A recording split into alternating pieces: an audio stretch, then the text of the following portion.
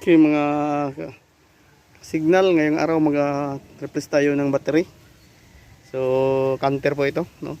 Dito po tayo sa battery na side. Ito po 'yon, plaster po 'yan, red po 'yan ang battery. So ngayon ang ating positive ay 'yon ay na side na plus. Yung negative natin dito ay yan po ang sign na minus. So pag ito ang 24, so kailangan natin ang positive at saka yung negative ay magdugtong yan yung kanyang dalawang terminal, no, sa isang battery. Sa halimbawa pag dito positive, so sa isang battery negative yung lalagyan natin para magka 24 siya, no.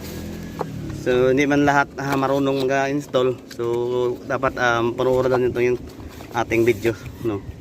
So recommended po namin dito ang yung ito na battery, yung Aursan, no. So recommended po dito talaga to. Mga ka-signal, ito po yung connection ng 24, no. Maliit man o malaki, basta ganito ang pagka-connection, 24 yung tawag niyan. Kasi iba, yung iba pag malaki yung baterya, tinatawag nila 24.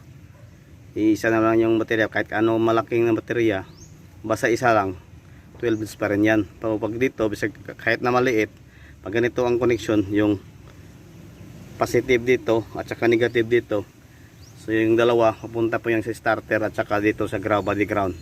So it means yan ang tinatawag na 24.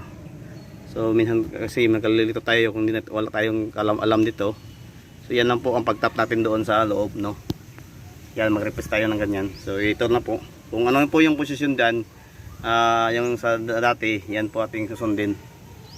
So yan lang po, sa hanaman niya tutulungan kayo kahit lang sa pag-install ng battery. God bless po sa lahat.